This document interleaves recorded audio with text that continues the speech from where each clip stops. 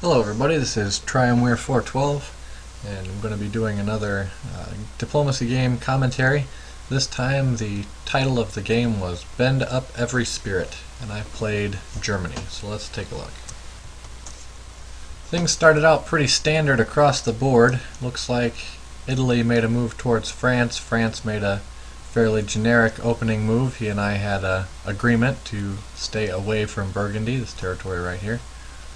I also spoke quite a bit with England at the beginning, talked about the possibilities of working together, and spoke with Russia, letting him know that I would leave him be, let him take Sweden, not move towards his centers, that sort of thing. The only really exciting thing that happened in the first turn was the fact that Turkey didn't submit any moves at all, which ended up biting him in the butt. And I was quite surprised. He sticks around for the entire game, which is something to his credit. A lot of people, I would think, if they missed the first turn like he did, would just call it quits, but he sticks around the whole time and ends up doing alright. You saw that Russia moved up to St. Petersburg. He kind of forced England to pound his way into Norway, you could say, instead of just moving in with one unit, having the other one free to do something else. The threat of standoff with Russia, the threat of 0 builds, he supports himself in instead.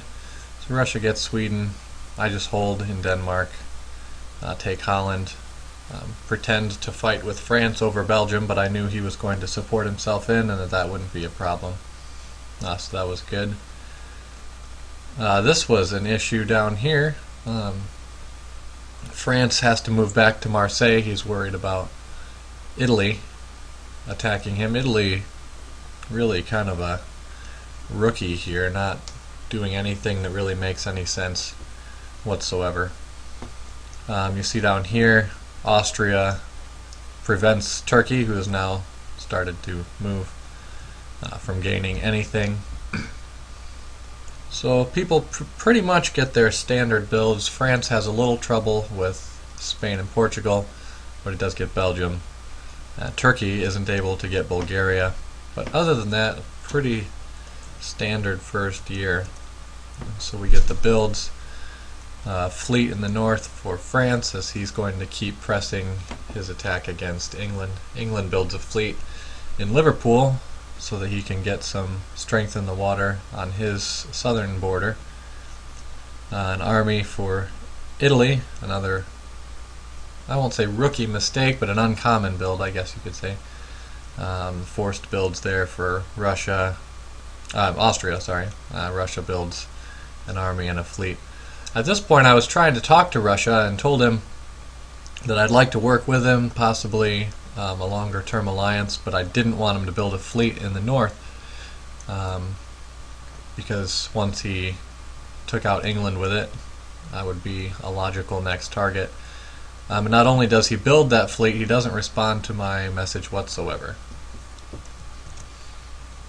So, in the spring of the second year, I move armies towards his very exposed midsection.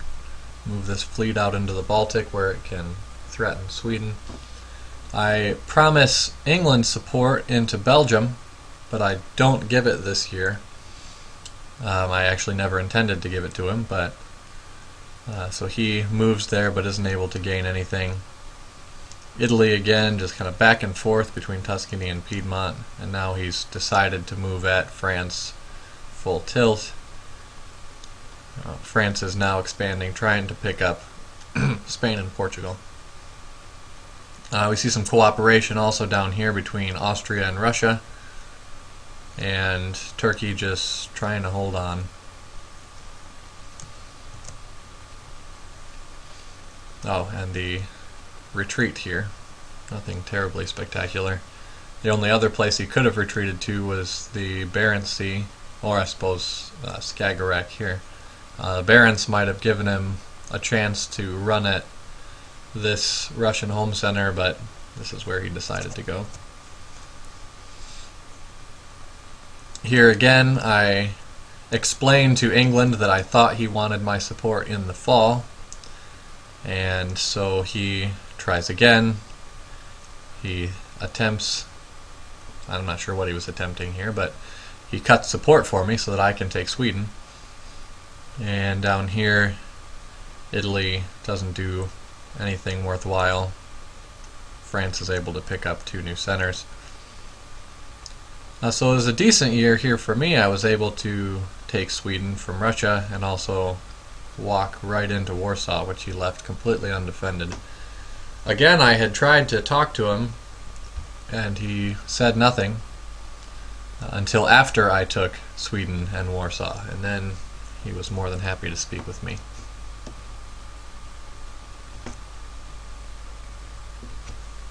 And we have the Russian retreat here into Skagerrak.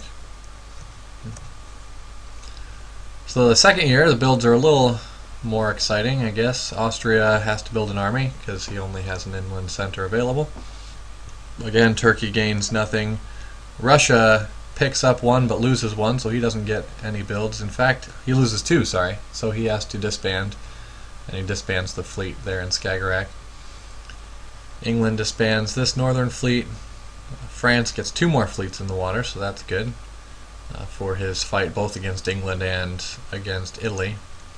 And I build an army and a fleet.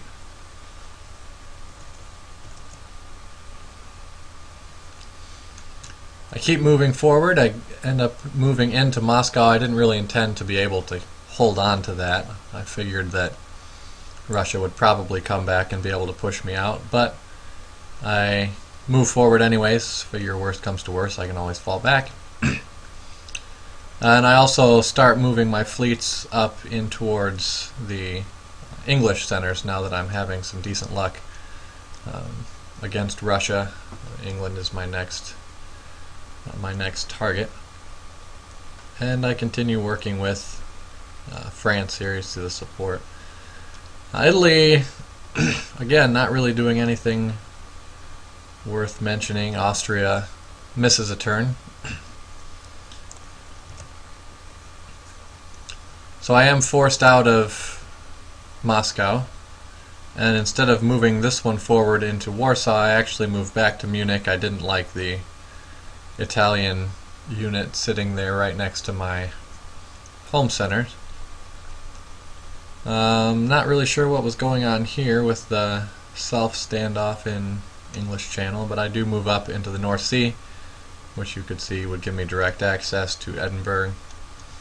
I cycle these around to give myself a good attacking position against Norway and then St. Petersburg later. And Austria here turns on Russia, seeing that his ally is being weakened by my attack. He decided that he'd be just as well off taking his share of the Russian centers as well. So he does that. And down here we have a little fighting going on with Turkey and Russia still. Turkey's still sticking with it, even though he missed that first turn. He hasn't missed any more since then. So as I said, I retreat to Warsaw. And the only adjustment is a Russian unit that has to disband. And they choose this army behind the Turkish lines, choosing to keep the fleet here because it protects Sevastopol, the army that's holding me out, and the fleet up here defending that center.